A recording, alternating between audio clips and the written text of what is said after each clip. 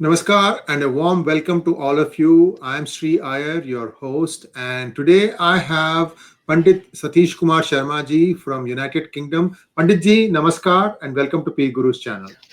Namaskar, Sriji. A pleasure to be here.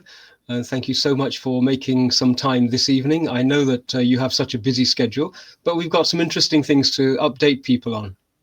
Yes, indeed. And a warm thank you to many of you out across the pond in the United Kingdom who have been donating to our cause. Thank you very much. It's a trickle, but it is turning into a substantial sum now. And it is helping us continue to give you quality programming. And again, thank you very much. We'll continue to strive to bring you the same level, if not better. And today we have a very, very compelling set of topics to talk about. And Panditji, the first topic that I'm going to ask you is, I read in the newspaper that the Labour Party is having some sort of elections for their National Executive Council. Could you please brief us a little bit about what is happening and why are these so important?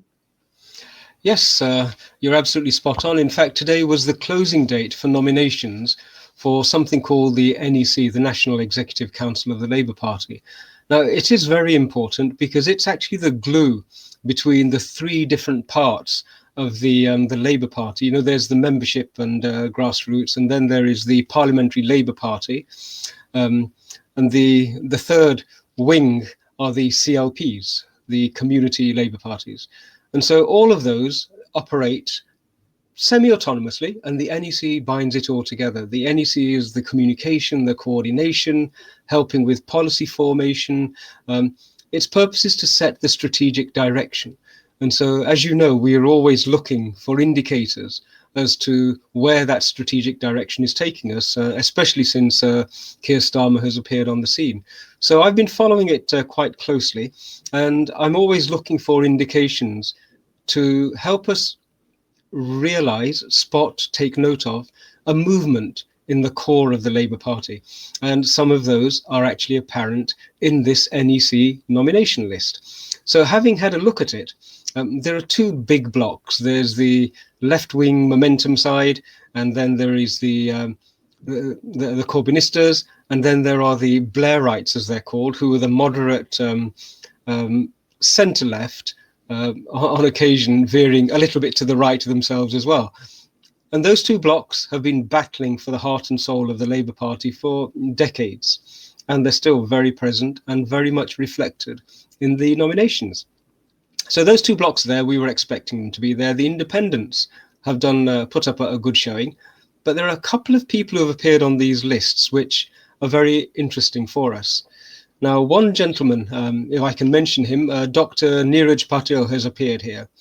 And I've met him on two occasions, and on both occasions, he went to great lengths to try and convince me that the Labour Party as a home for the Indian voter was still the place to be.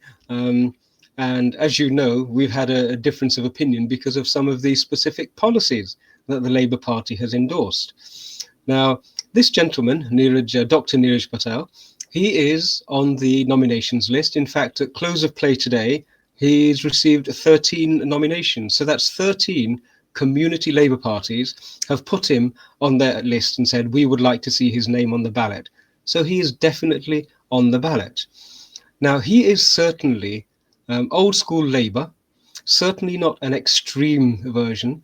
But if I've dug into his background, and it's actually quite interesting. 25 years as an accident and emergency consultant, working in the COVID-19 front line, shall we say. He contracted COVID himself and has recently recovered. He was a mayor of one of the Labour boroughs. He's been on the policy formation group, chair of the BAME, etc., etc., etc. So his list of credentials is actually very compelling. And then if you have a look at the other aspect, he's actually a hardworking family sort of a person, somebody who's clearly very professional, being on the front line of health service provision. He's used to being in high stress, high pressure situations. He's used to making decisions, etc.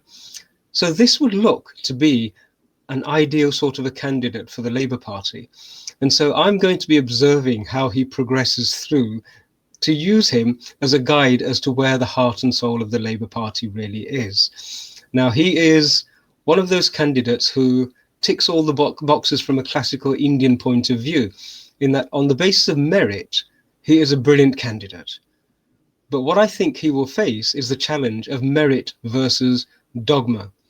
There are still people who refuse to believe what they see, whilst they hold on tightly, gripping to what they believe. Now, at a time when the country is facing a COVID national health disaster, the worst health scenario that we have had in decades, it would make really good sense to have a person from within the NHS to be the voice of the NHS at the policy formation, strategic direction forming body. Now, this is all purely logical, totally reasonable and straightforward, but those factors haven't really featured too much in the decision-making processes of the Labour Party of late. So we're going to be watching his progress.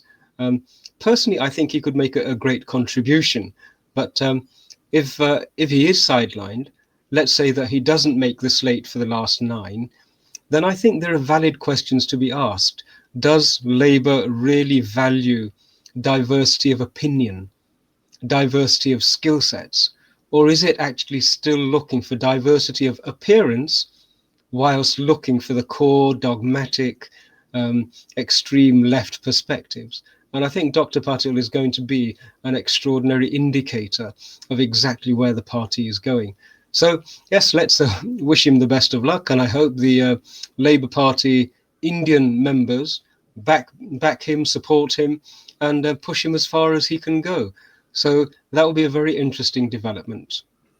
Sir, that's a wonderful endorsement that you have given, because you and I, we both are politically independent. We want a thriving democracy in our respective countries. And wherever there is a positive sign, we want to encourage that. And let's hope that Dr. Neeraj Patil gets to the next level in the Labour Party. Thank you very much for that update, sir.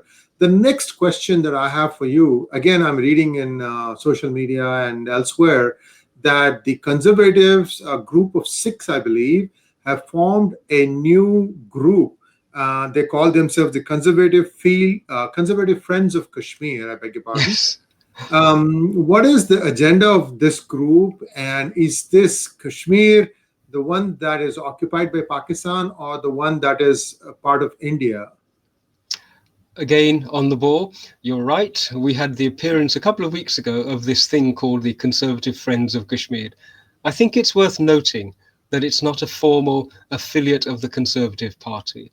It is a group of MPs who have independently responded to their constituents' demands and requests for the formation of this group. Now, there are people who are saying, well, it's become apparent that since Sir Keir Starmer appeared on the Labour leadership scene, a few doors have been closed to the Pakistani-sponsored pro-Kashmir self-determination project. And so as those doors have closed on the Labour side, there is a sense that now the same group are saying, well, okay, let's try and gather some momentum within the Conservatives. So yes, this group has formed, Conservative Friends of Kashmir. Personally, I think it's a wonderful development. The democratic process only works when people engage with it. And our community has been guilty of not engaging with it. And so the more of these instances occur, the more our community has to become politically mature and understand that these are opportunities for engagement. They're almost like an invitation to say, here is an issue. We are going to present our side. And if you don't present your side, then we will win the day. So we have to engage with these. Now, at the moment, we're going through that stage of outrage where the community expresses its, shall we say, stored up trauma in outrage and horror, saying, this is terrible. How could you do this to us? We were loyal to the Conservatives and now we feel betrayed. That whole throwing one's toys out of the pram stage is what the community is working through. And there are lots of letters and demands going on. But I'm hoping that will settle down and that our community will then say, okay, let's identify these parliamentarians. Let's speak to the pro-India, pro-Hindu constituents in their constituencies. Let's get them to organize. Let's get them to coordinate. And let's then submit some questions. Let's find out if this Conservative Friends of Kashmir group has got any non-Muslim members. Because there are Hindus and Sikhs, persecuted Hindus and persecuted Sikhs in what's called Pakistan-occupied Kashmir. Are their voices being represented? Do we have any representation from the Kashmiri Pandits who were ethnically cleansed from that whole area? So these are valuable questions.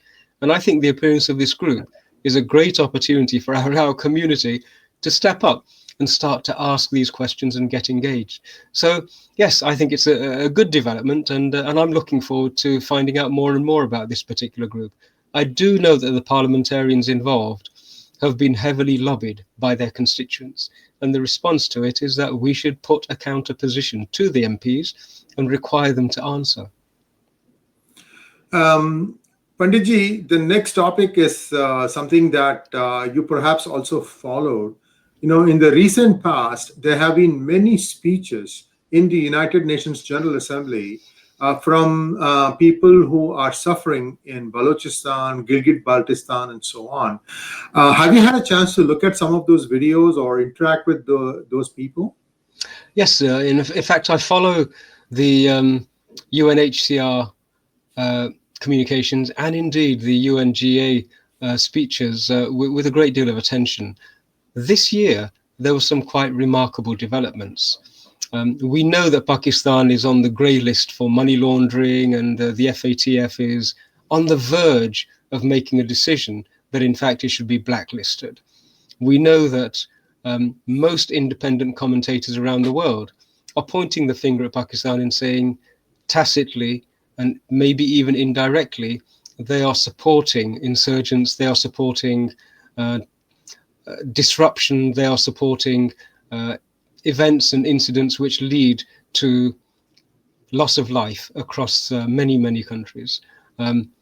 It's also been noted that I think in the Charlie Hebdo tragedy that happened only a few days ago, that one of the persons who was proactive in it was in fact a Pakistani citizen. So Pakistan's sun is on the wane. As it becomes scrutinized more and more, we're going to hear more and more voices emerging. And the UN was where many of these voices emerged last week. If I can recall, there were some passionate speeches, 3 in particular that I noted with a great deal of interest. There was a Dr. Mirza, who is from that region, and he spoke passionately denouncing Pakistan for perpetrating crimes against humanity on Pakistani citizens within its own borders. And the information that he had was, and then the data that he presented was very compelling. There was also a Muslim resident and citizen of Pakistan-occupied Kashmir, who again was denouncing Imran Khan and the Pakistani authorities for the atrocities and the disappearances that have happened in POK under Prime Minister Imran's custodianship. And that was a very, very moving speech. You must, if you have an opportunity, I'd be really grateful if we can just show it to our viewers right now. Yes, indeed. Viewers, we're going to share that video with you now. Pakistan is attempting to illegally make Gilgit-Baltistan her 5th province. On October 31st, 1947, Pakistan instigated a coup d'etat in Gilgit Agency with the collaboration of British officers of Gilgit Scouts and occupied Gilgit Agency. By attacking the state of Jammu Kashmir and Gilgit Agency, Pakistan has committed a war of aggression, crime against peace and crime against humanity, all of which tantamount to war crimes. Today we are faced with double colonization of Gilgit-Baltistan as China joins Pakistan under Belt and Road Initiative. More than 100 human rights activists are languishing in prisons. For every 25 people, Pakistan has deployed 1 soldier in Gilgit-Baltistan.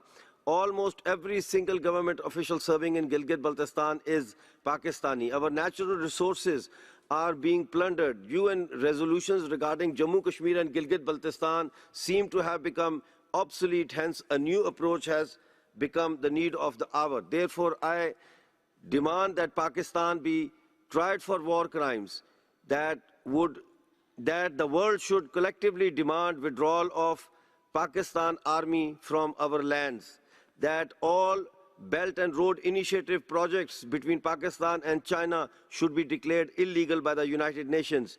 A Truth and Reconciliation Commission should be set up to investigate the 1990s genocide of Hindu Pandits in Kashmir, committed by Pakistan-sponsored jihadi terrorists in collaboration with local Muslim. Plead this August Council to stop Pakistan from treating us like animals. The Azad Kashmir Elections Act 2020 has taken away all political, civil and constitutional rights. Our activities opposing accession to Pakistan have been declared anti-state in flagrant violation of United Nations resolutions. We are treated as traitors in our own home simply for defending it.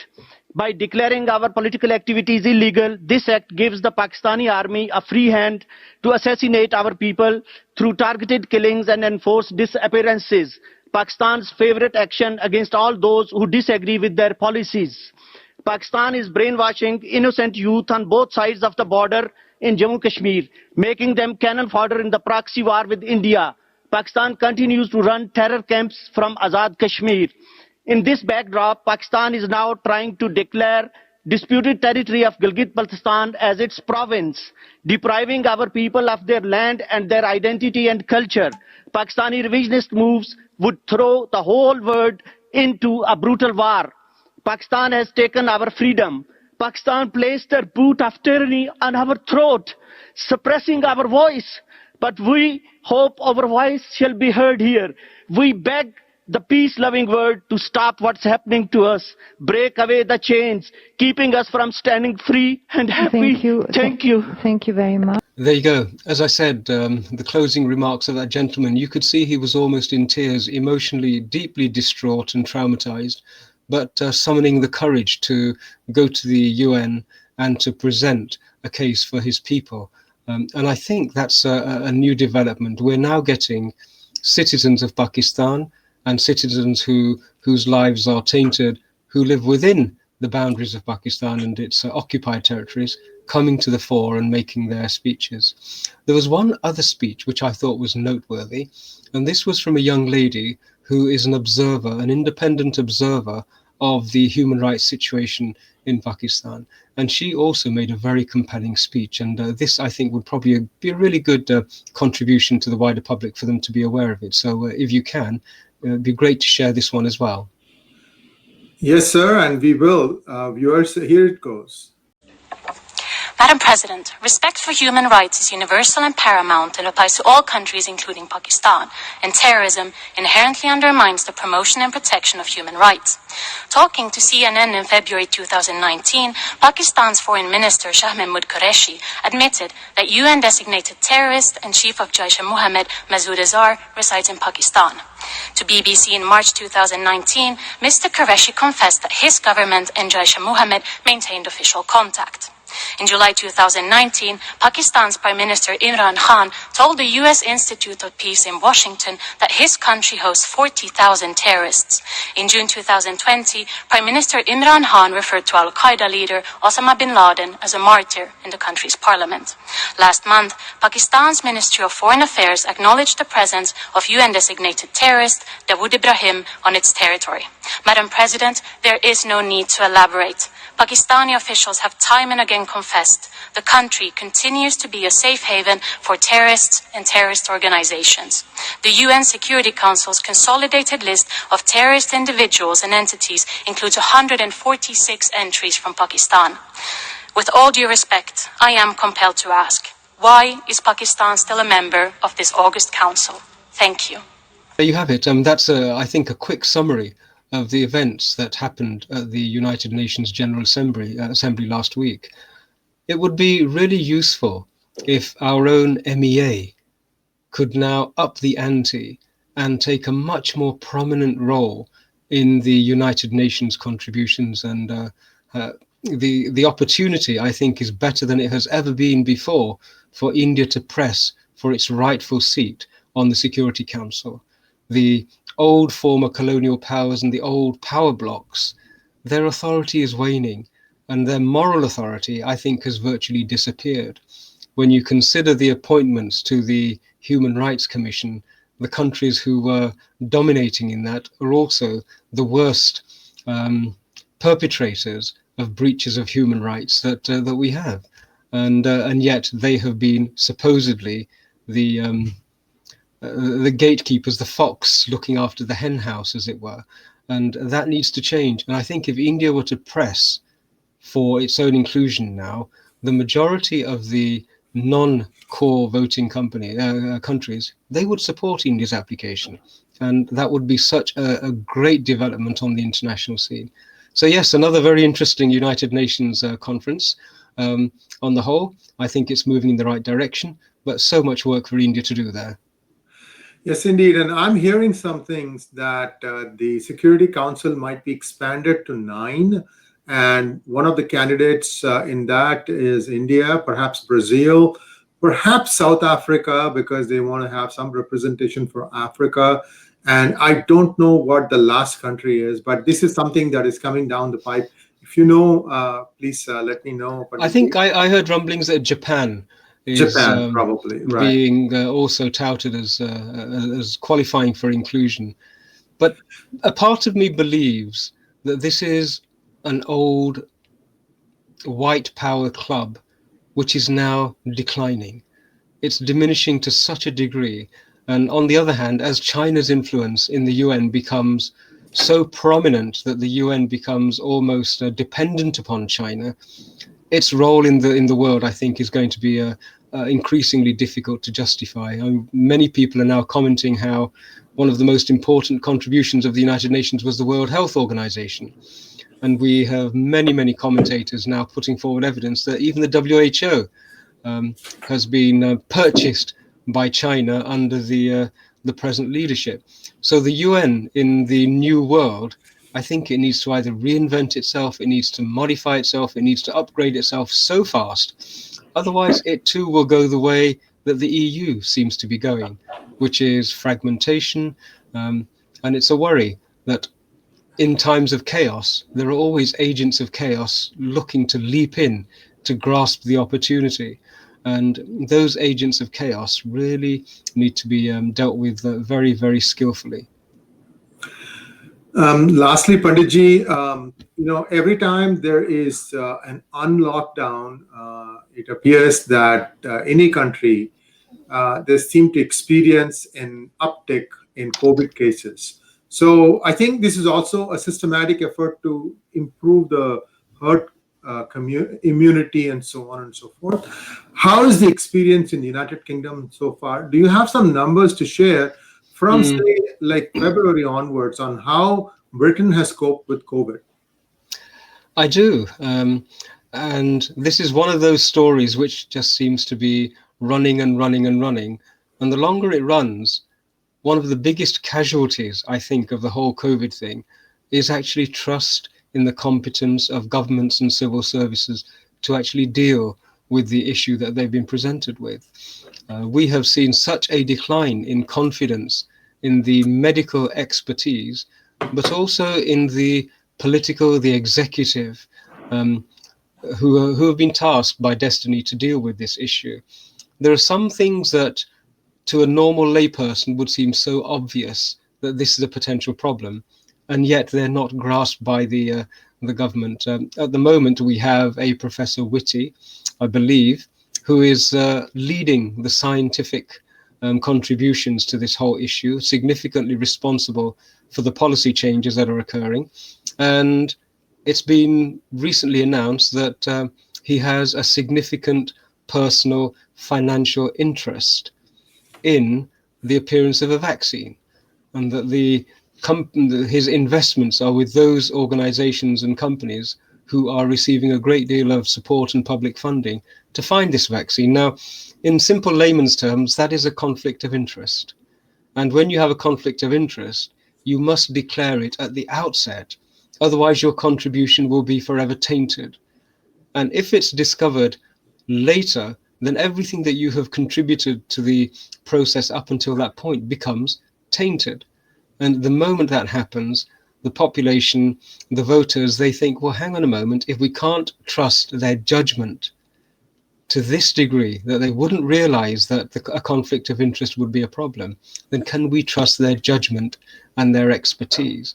A huge, huge faux pas, and that should have been detected and noted a long time ago.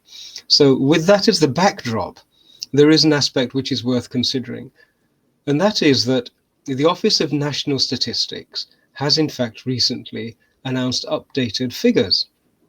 And there are now many commentators who have studied those figures, and the information that is being presented, it doesn't paint a picture which supports the fear campaign that governments have engaged in. Let me give you an example, a few specifics. So it's been reported now that the number of deaths in the most vulnerable age group, the age demographic, since February 2020, number of deaths which is attributable only to COVID, i.e. in persons where there are no other background vulnerabilities or conditions which might have been responsible for death, is only 4.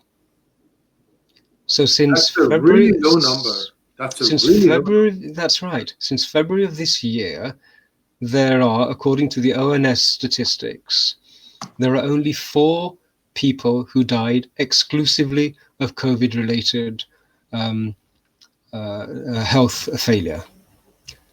Now that's totally at odds with the daily reports we're getting of level of infections, of the new cases that are being registered. All of the new cases and the expanded testing, all of that indicates that this is a huge problem. But if you consider that there have only been in the most sensitive group, the most vulnerable demographic, 4 deaths directly and solely attributable to COVID, then that is so far down in the league table of diseases and events which lead to death. And we have the normal statistics for things such as flu, for coronary disease, cardiac arrest, for diabetes, for lung cancer. All of those are much, much higher in the stakes. And the deaths attributable solely and directly to COVID are dramatically small. The deaths attributable to COVID and solely COVID right across the whole population, according to the Office of National Statistics, would you like to guess how many deaths there have been in that category? Probably thousands.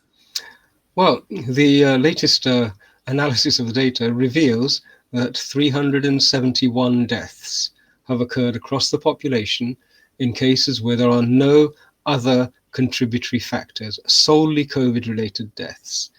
Now, it may be that there is a manner in which multiple causes conspire and COVID then becomes the catalyst, but that's not proven.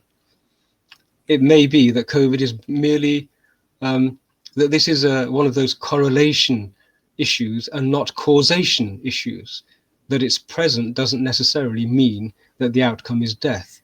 And so taking all of this new information and presenting it and placing it with the background of declining confidence in the government's capacity to deal with this is a very, very serious development. So has the UK government taken cognizance of this and figured out that perhaps we should continue opening up more, or what is their thoughts on this? Well, on the contrary, at the moment, the expert advice, which, as I've said, should really be caveated with declarations of conflicts of interest. The expert advice is indicating that between now and the new year, there's going to be a huge spike in cases. And therefore, the government has actually imposed even more draconian lockdowns. 10:30 is a curfew. And a curfew meaning places where people gather for social interaction, pubs, clubs, restaurants, etc. At 10:30, they have to close their doors. In many places, there are even more stringent lockdowns. We've had introduced now a rule called the rule of 6, that 6 persons from within the same sort of contact bubble can meet, but no more than 6. And weddings are now limited to a maximum number of guests, 15. These are very, very restrictive conditions that are being applied. A new development has occurred in that the government has just completed the first stage of a consultation process, which, if accepted and the items mentioned in this consultation are implemented, it would remove many of the constraints, many of the safety nets, many of the safety valves which prevent vaccines from being given to a population without adequate preparation, testing, controls. There are clauses in this proposed legislation which, for example, say that you cannot litigate against one of the COVID vaccine manufacturers if the vaccine causes death. And so it removes the liability that these corporate entities have in terms of ensuring safety. And there are many instances like that which are problematical. You've touched a sore spot. End of March, I, along with Dr. Shiva Ayadurai, we had a conversation on YouTube. And he was saying that if you have the proper immunity, then you can easily take care of COVID. And his formula was vitamin A and vitamin D, or vitamin A and vitamin D. And he said this, he laid the same allegation. He said the same thing, that the pharma manufacturers in the United States are liable when their drugs kill someone, but if their vaccines kill the same person, they are not liable. So you see that there is a palpable shift away from drugs towards vaccines. Two reasons for that. One is the liability. The second thing is it's an annual thing. It's like you got to have it. You see, that's in the US, and I'm painting a scenario here in the UK. I think one thing we do have to do, bearing in mind the current fragile situation with regard to freedom of speech, is just caveat what we have said and ensure that everybody is aware that we are not recommending that people do not engage with these processes. We are not recommending that people discard the safety advice that the government and everybody is giving. But whilst we still have the opportunity to discuss these issues openly and frankly, what we are doing is presenting data and information which is easily verifiable, is not disputed. And that's a contribution that, as people who have commitment to speaking truth to power, we have an obligation to do. And what you have just said with regard to Dr. Shivaji, yes, I've followed some of his work, and he is eminently qualified to be making these contributions into the public conversation. It is a worry. I had this conversation with a very senior medical practitioner only today, and he said, Satish, we had situations where people were coming out onto the streets to applaud NHS workers. And the NHS workers, the frontline responders, are amazing people. They are really going well and beyond the call of duty because they are committed. This is a vocation for them. They do this because it's something their being requires them to do. And he said, but why is it that in our society, our communities will never come out onto the streets to applaud the bankers and the financiers and the politicians? He said, there is something wrong there. We are not in this, his words were, we are not in this together, because if we were in this together, the bankers and the politicians would be doing things to support the population to the same degree and with the same level of compassion that the National Health Service workers are doing. And I think his observations are completely valid. Yes, indeed. And unless you want to have a final thoughts, I think we will bring this conversation to a close. Satish? Yes, just in conclusion, we are going to have another opportunity, hopefully within a week or two, to review how the Labour Party National Executive Council election proceeds. But I would suggest to anybody, certainly in the UK, who is watching the proceedings, to engage with the process. If they are members of the Labour Party, here is an ideal opportunity for them to guide the Labour Party towards making choices which are pro the largest democracy in the world, which are pro medical professionals who will contribute enormously at the highest levels. So that was just my shout out to everybody to support Dr. Patel. Let's see what he can do. I think he is worth backing for a while. Let's give him a chance. And thank you for the opportunity of making that shout out. Thank you very much, Pandit Ji. And as always, a pleasure to have you on our channel. Namaskar. And we'll be back again with more interesting developments from United Kingdom. Pranam ji, Sriji. Be well, stay safe. Om Namaskar.